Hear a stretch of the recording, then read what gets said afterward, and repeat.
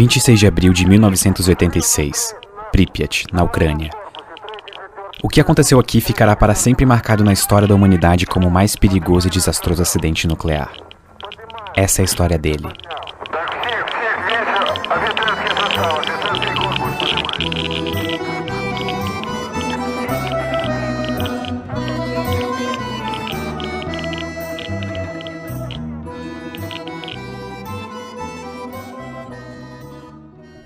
Em 1970, a usina nuclear Vladimir Ilyich Lenin, popularmente conhecida como Chernobyl, começou a ser construída. Naquela época, a União Soviética estava implementando seu programa nuclear, e a usina de Chernobyl era a nona usina a ser construída. As primeiras usinas nucleares foram feitas no final da Segunda Guerra Mundial, mas elas eram usinas de testes e pesquisas científicas.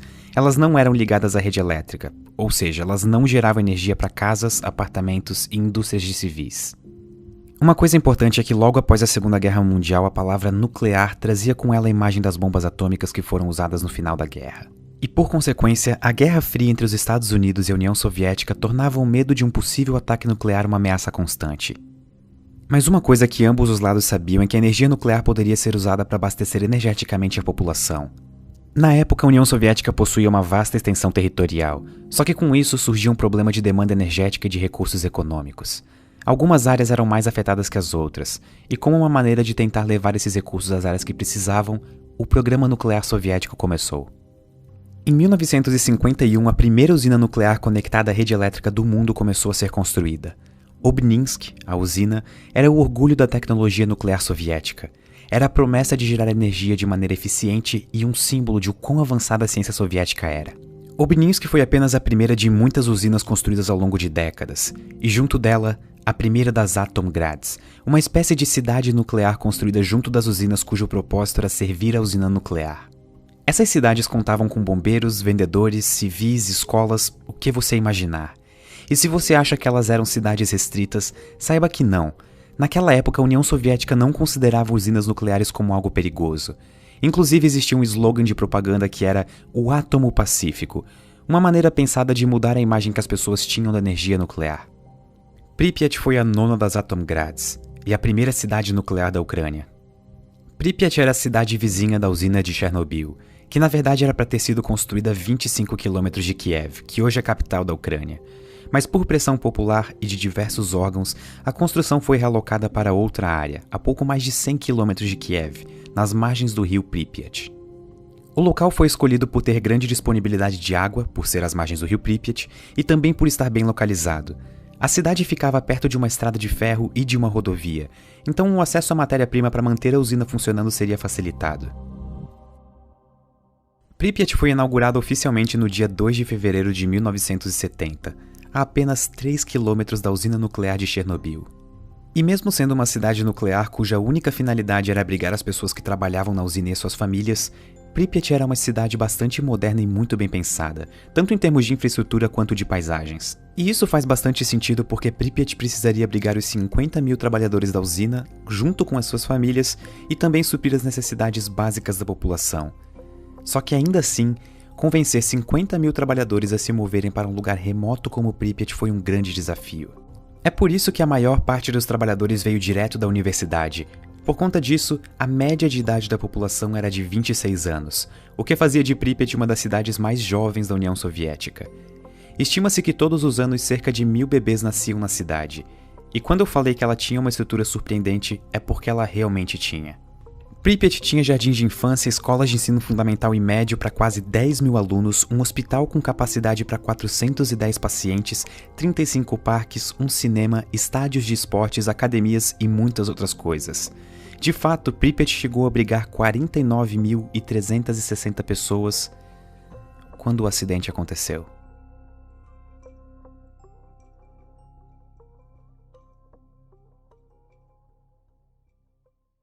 Só existe uma coisa pior do que um acidente nuclear. Um acidente nuclear evitável. A usina de Chernobyl usava um novo tipo de reator nuclear desenvolvido na União Soviética, o RBMK. Os reatores RBMK eram considerados bons na época por alguns motivos. Primeiro, eles eram extremamente baratos de serem construídos, o que permitia que eles fossem montados em série, e isso acelerava a expansão do programa nuclear soviético como um todo. Segundo, eles poderiam servir não só como gerador de energia elétrica, mas também como uma usina de produção de plutônio, que é um subproduto da operação de um desses reatores. O plutônio então poderia ser utilizado para projetos militares e até para fazer armamentos nucleares. Sendo eficiente financeiramente, possível de construir vários rapidamente e ainda usar como matéria-prima para armamentos nucleares no meio da Guerra Fria, fizeram dos RBMKs os reatores escolhidos pelo programa nuclear soviético. Mas eles tinham alguns problemas. Pensem em usinas nucleares como grandes máquinas a vapor. O funcionamento básico de uma é o seguinte: você tem o núcleo do reator, que é composto pelo combustível nuclear. Geralmente é urânio, como no caso de Chernobyl. O urânio, quando decai, gera energia como um subproduto, e é essa energia que queremos aproveitar. Nós fazemos isso colocando um cano de água perto do combustível.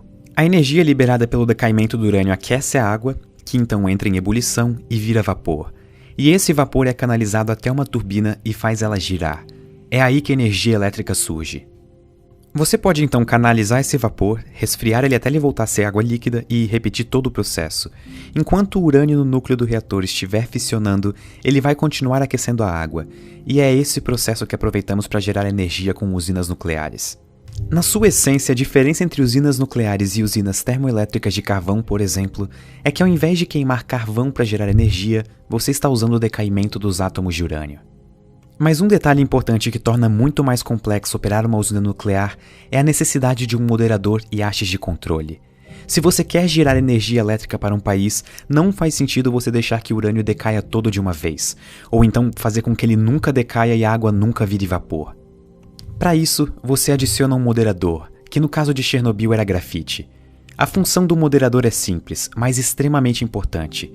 Os nêutrons liberados no decaimento radioativo do urânio possuem velocidades altíssimas.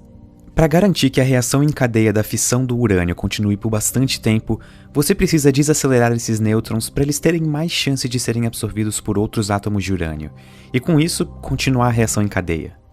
É importante notar que a diferença operacional de uma bomba nuclear de fissão e uma usina nuclear é que na bomba você quer que todo o combustível nuclear decaia rapidamente e libere a maior quantidade de energia no menor tempo possível. Para isso, você precisa de um combustível extremamente enriquecido e puro. Só que em uma usina nuclear, você quer que esse decaimento seja constante e ao longo de muito tempo, para continuar gerando energia pelo maior tempo possível. Só que a parte complexa é que átomos de urânio não vêm com botões de liga e desliga. Eles sempre vão estar decaindo, não importa o que você faça. E em um reator nuclear, isso pode ser um problema caso a reação aconteça mais rápido do que deveria. É por isso que existe outro componente no reator, as hastes de controle. A função delas é absorver os nêutrons para controlar as reações em cadeia. Um reator nuclear é uma delicada dança entre diversos componentes. Tudo tem que ser contabilizado e se você perde o controle do decaimento dos átomos de urânio, você tem problemas. Mas, se tudo isso for feito de maneira correta, você tem uma usina nuclear que funciona com um altíssimo nível de segurança e baixíssima probabilidade de acontecer um acidente. Mas infelizmente esse não era o caso dos reatores RBMK. O próprio design deles favorecia várias situações que reduziam a segurança e integridade dos reatores. Como nós vimos antes, os reatores soviéticos usavam água para resfriar o núcleo, mas eles também utilizavam grafite como um moderador. E isso é peculiar, porque a água já é tanto um moderador de nêutrons quanto um absorvedor. O fato de os reatores RBMK possuírem grafite como moderador criava uma situação perigosa, o coeficiente de vazio positivo. Basicamente, todo reator que usa água para ser resfriado possui uma quantidade de vapor dentro dele. Uma das razões pela qual isso acontece é porque a água é aquecida e gera bolhas de vapor. A razão entre o líquido e o vapor em um reator é chamada de fração de vazio. E essa fração, por sua vez, pode ser positiva ou negativa. Uma grande parte dos reatores nucleares do mundo utilizam água tanto para resfriar os reatores quanto para moderar os nêutrons. E a água é um elemento especial, porque além de moderar os nêutrons, ela também absorve eles. E isso gera um coeficiente de vazio baixo ou negativo. Esse caso é bastante seguro, e o motivo disso é bem simples. Nos reatores que usam água, ela está fazendo 3 funções ao mesmo tempo: absorvendo nêutrons, moderando nêutrons e resfriando o núcleo. A consequência disso é que se por algum motivo você tira a água do reator, ele para. Sim, você perde a única coisa que estava absorvendo os nêutrons e segurando a sua reação. Mas você também perde a única coisa que estava moderando os nêutrons e fazendo a reação acontecer. Isso é seguro. Só que no caso dos reatores RBMK, grafite era usado como moderador. Então, além da água que já faz o papel de moderador, você tinha grafite desempenhando esse papel. E isso pode ser perigoso. Em um reator como o de Chernobyl, se você por algum motivo fica sem água, você perde o que estava absorvendo os nêutrons. Mas o moderador de grafite ainda está lá, então a reatividade aumenta e você perde o controle da reação. Com essas e outras falhas de segurança, um acidente nuclear em Chernobyl ou em qualquer outro reator RBMK russo era não só uma possibilidade, mas uma questão de tempo.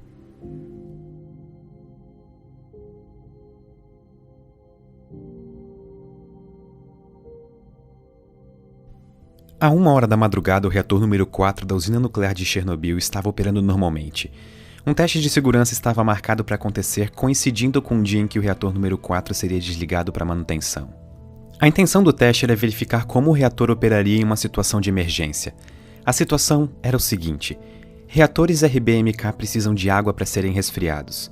No caso do reator número 4, 28 mil litros por hora. Essa água toda era bombeada por bombas de água, mas elas precisam de eletricidade para funcionar, que curiosamente era alimentada pelo próprio reator. Então, se ele parasse de funcionar ou houvesse alguma situação emergencial em que a energia elétrica fosse perdida, a usina tinha 3 geradores de diesel à disposição. O problema é que esses geradores levavam de 60 a 75 segundos para atingir a velocidade total necessária para fazer as bombas de água funcionarem.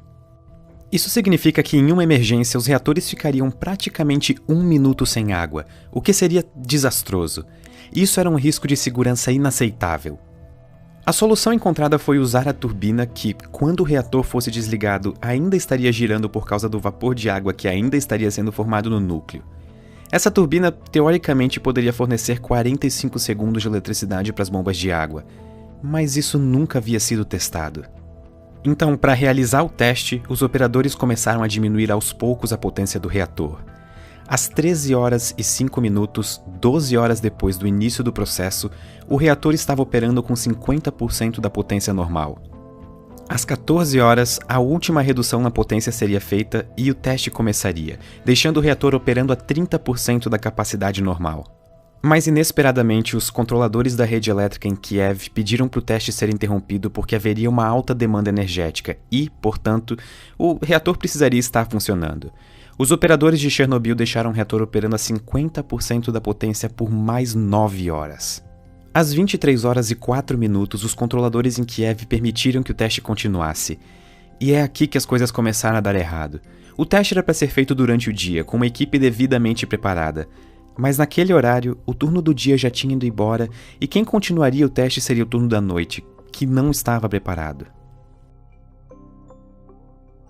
Às 0 horas, o novo turno havia assumido o teste. Entre as pessoas na sala de controle estavam Alexander Akimov, chefe do turno noturno, Leonid Toptunov, o operador das hastes de controle, e Anatoly Dyatlov, o chefe engenheiro da usina de Chernobyl. Para o teste acontecer, o reator precisaria estar operando a 700 MW. Essa potência foi atingida às 0h05. Só que dentro do reator, um dos subprodutos do decaimento radioativo, o xenônio-135, que absorve nêutrons, estava começando a se acumular. Isso é um processo conhecido como envenenamento do reator, e a consequência disso é que a potência continua a diminuir apesar de os operadores não terem feito mais nenhuma alteração. Às 0h28, o supervisor do turno noturno, Alexander Akimov, começou uma discussão com o chefe engenheiro da usina, Anatoly Dyatlov. Akimov dizia que o manual mandava que a potência do reator não poderia ser menor do que 700 MW, mas Dyatlov, que tinha um cargo maior, dizia que 200 MW seriam seguros. Como Dyatlov tinha um cargo maior, ele tinha a última palavra. E o teste seguiu. A potência do reator continuou a cair por causa do envenenamento de xenônio, quase chegando na potência para desativar o reator. Quando ela chegou em 5% do mínimo necessário para realizar o teste, os operadores da sala de controle decidiram tirar a maioria das hastes de controle para fazer a potência aumentar. O reator estava cada vez mais instável. Apesar de eles terem conseguido novamente atingir a potência de 200 MW, o envenenamento por xenônio estava cada vez maior. À 1h21 da manhã, um dos trabalhadores que estava próximo ao reator notou que a tampa das hastes de controle estavam pulando sem parar em cima do reator. Detalhe: cada uma dessas tampas pesava 350 kg.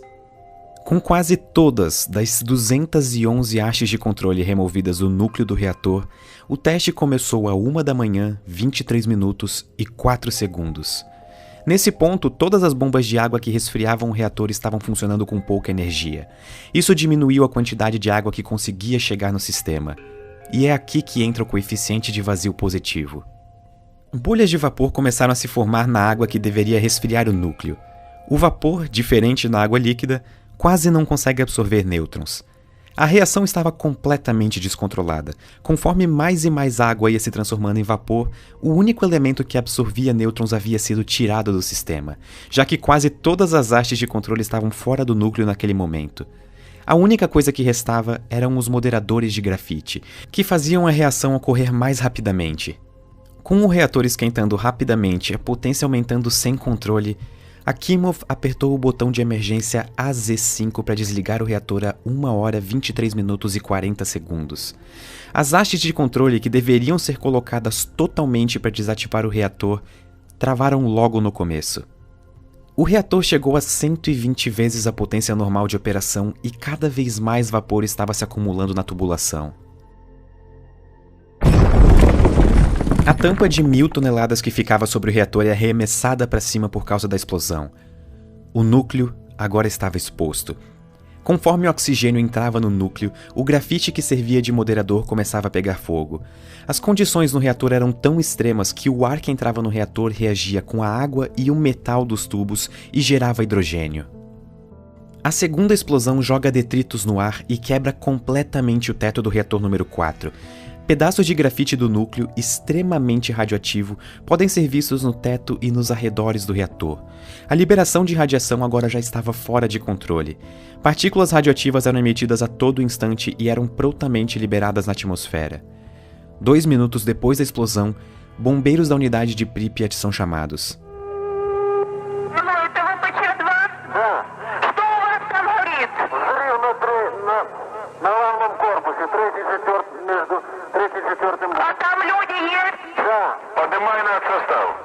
Um dos primeiros bombeiros a chegar no local foi Vassily Ignatenko. De acordo com a sua esposa, Lyudmila Ignatenko, os bombeiros foram chamados sem saber exatamente qual era o tipo do acidente que havia acontecido na usina. Sem nenhum tipo de proteção especial, muitos dos bombeiros lutavam bravamente contra o fogo, muitas vezes chutando blocos de grafite extremamente radioativos que estavam espalhados pelo chão ao redor da usina. Aproximadamente às 6h35 da manhã do dia 26, os focos de incêndio já estavam controlados, com exceção do reator 4, que continuaria pegando fogo por vários dias. Nesse ponto, pelo menos 186 bombeiros haviam sido chamados.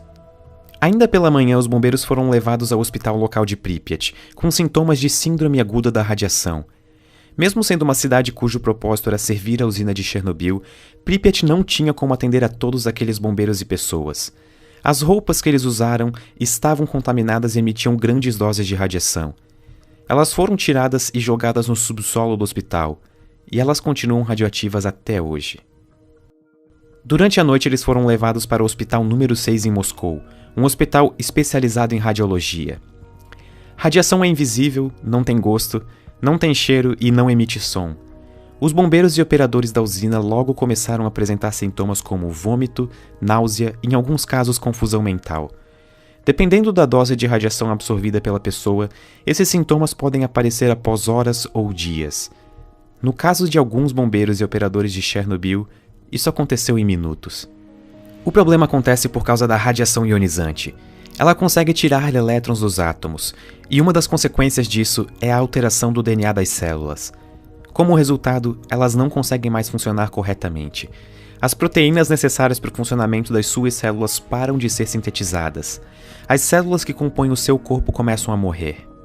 A Lyudmila Ignatenko conta que, ao chegar no hospital número 6 em Moscou, ela ficou surpresa com a condição do marido, Vassily Ignatenko. Ele parecia estar bem, como se até estivesse melhorando e saudável. Mas infelizmente, ele e os outros bombeiros estavam na fase latente da síndrome aguda da radiação. Apesar de parecerem estar melhorando, dentro dos seus corpos as células da medula óssea estavam morrendo. Com isso, o seu corpo para de produzir as células do sangue, entre elas os glóbulos brancos que servem como a nossa proteção contra infecções. Com um organismo extremamente debilitado e sistema imunológico praticamente inexistente, começa a próxima fase da síndrome aguda da radiação. Nela, os sintomas anteriores podem voltar: vômito, náusea. Mas o que realmente marca essa fase é que os últimos glóbulos brancos do seu sangue começam a morrer, e eles não são repostos porque a sua medula óssea não funciona mais. E sem plaquetas para ajudar na coagulação, o corpo começa a sofrer com hemorragias. O seu sistema digestivo para de funcionar, e você não consegue mais comer. As células do seu corpo vão morrendo uma a uma porque não conseguem reparar o dano que foi feito pela radiação ionizante. Em menos de 2 semanas, o dano irreparável que a radiação fez no corpo leva à morte do paciente. Essa é o que acreditamos ser a primeira imagem tirada do acidente, e a única que ainda existe daquela manhã. O fotógrafo se chamava Igor Kostin. Você percebe a quantidade de grãos nessa imagem? Isso provavelmente foi causado pela radiação. Uma coluna de fumaça continuava a emanar do reator, e essa fumaça levava partículas extremamente radioativas para a atmosfera e estava contaminando Pripyat e as cidades ao redor. Quando questionados sobre o nível de radiação ao redor da usina, os dosimetristas reportaram 3,6 Roentgens por hora. O detalhe é que essa era a medição máxima daquele medidor específico. A radiação ao redor na usina na verdade chegava a 30.000 Roentgens por hora. Mesmo sabendo que 3,6 era o valor máximo daquele medidor, o chefe da usina, Viktor Byukhanov, reportou a Moscou que o acidente foi pequeno e estava sob controle. Só que, de verdade, ele estava fora de controle.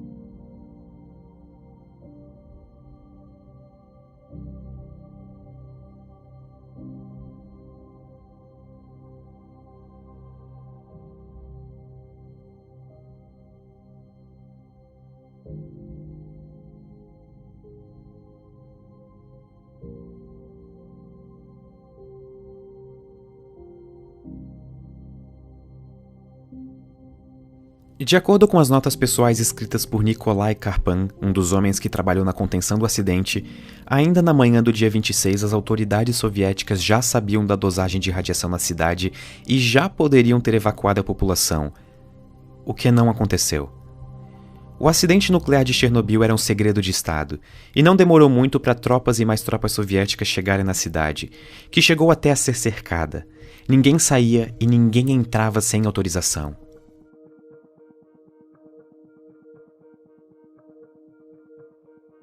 A evacuação só começou na tarde do dia 27 de abril, depois de as autoridades soviéticas não falarem nada para os residentes de Pripyat por praticamente 36 horas. Os habitantes de Pripyat foram instruídos a levarem apenas itens pessoais, já que a evacuação supostamente seria por apenas 2 ou 3 dias. Mais de 1.200 ônibus foram utilizados para evacuar algo entre 40 e 45 mil pessoas que estavam na cidade.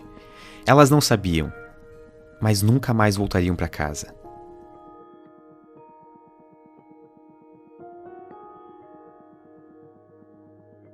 Enquanto isso, o reator exposto continuava a emitir partículas extremamente radioativas na atmosfera.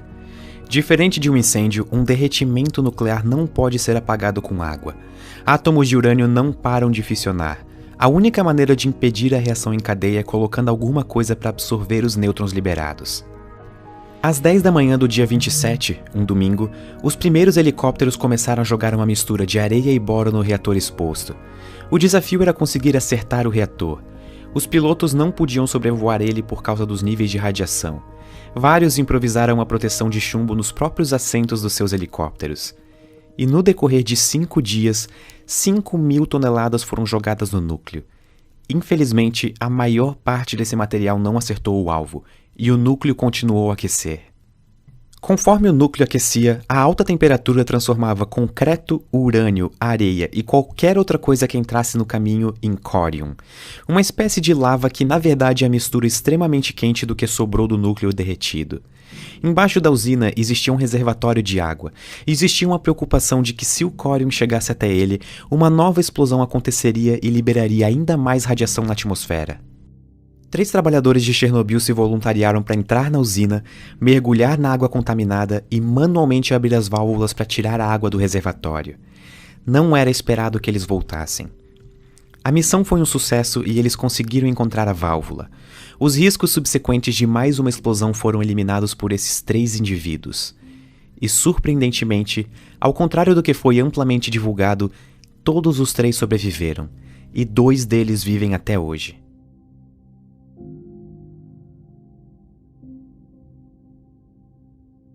Com o perigo imediato de novas explosões eliminado, ainda restava um problema: o núcleo do reator. O teto do reator número 4 foi destruído com a explosão, e por isso o núcleo ainda estava exposto, continuando a contaminar as redondezas.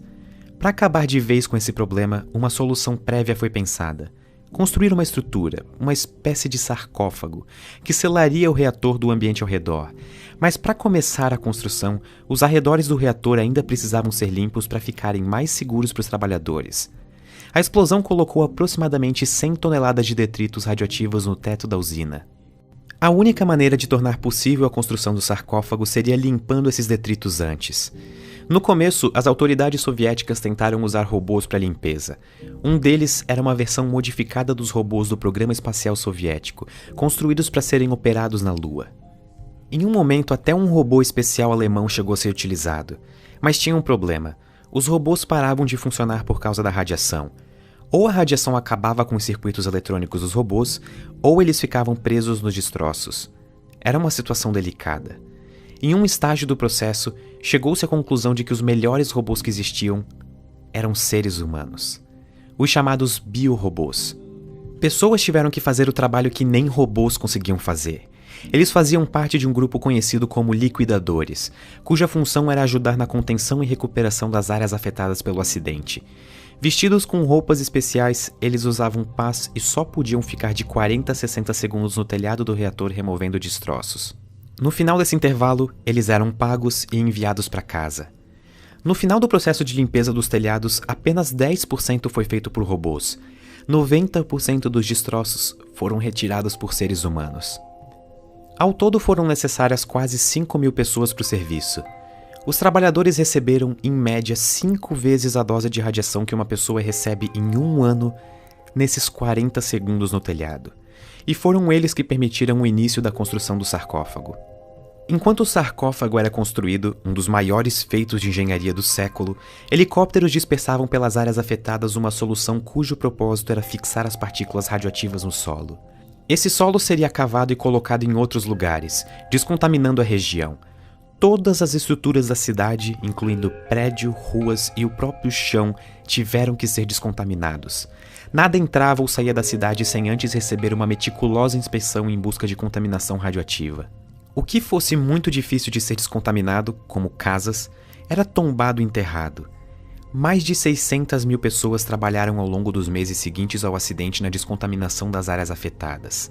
Todos os veículos, incluindo helicópteros e tratores, ou foram enterrados ou permanecem em um pátio abandonados. Eles nunca poderão sair da cidade, embora vários deles ainda funcionem, por causa das partes extremamente radioativas. Eles estão contaminados. Dizem que em uma guerra são os vencedores que escrevem a história. Só que no caso de Chernobyl, não existem vencedores para escrever essa história. O mundo inteiro perdeu. Antes uma cidade que abrigava 50.000 pessoas, hoje Pripyat é uma amarga lembrança de um dos episódios mais desastrosos da história. Uma cidade completamente abandonada, em que muitos dos locais estão exatamente como foram deixados no dia 27 de abril de 1986. É difícil de estimar exatamente o número de casualidades decorrentes do acidente. O número oficial divulgado pelas autoridades soviéticas é 31, e esse número é mantido desde 1986. Mas esse número só engloba os trabalhadores e bombeiros que pereceram diretamente como decorrência do acidente. Embora seja difícil de contabilizar as pessoas afetadas no longo prazo, algumas estimativas colocam esse número na casa dos 4.000. Outras, organizadas por grupos de sobreviventes, instituições científicas e ambientais, sobem esse número para 93.000. Mas essa não é a única consequência do acidente. Existe um país pequeno chamado Bielorrússia, com uma população de 10 milhões de pessoas. Como resultado do acidente, o país perdeu 485 vilas e assentamentos. Durante a Segunda Guerra Mundial, o país perdeu 1 de cada 4 habitantes. Hoje, 1 em cada 5 bielorrussos vivem em terras contaminadas. Uma zona imensa foi interditada e continua interditada até hoje. Ela é chamada de Zona de Exclusão de Chernobyl e compreende aproximadamente 2.600 km². Mas, surpreendentemente, Chernobyl não é uma história só sobre energia nuclear. Chernobyl também é uma história política e de engenharia, e também das pessoas que mais sofreram e ainda sofrem com o acidente. Usinas nucleares não são simples, e a segurança deve ser máxima e sempre priorizada, diferente do que era feito na usina de Chernobyl e nos reatores RBMK russos.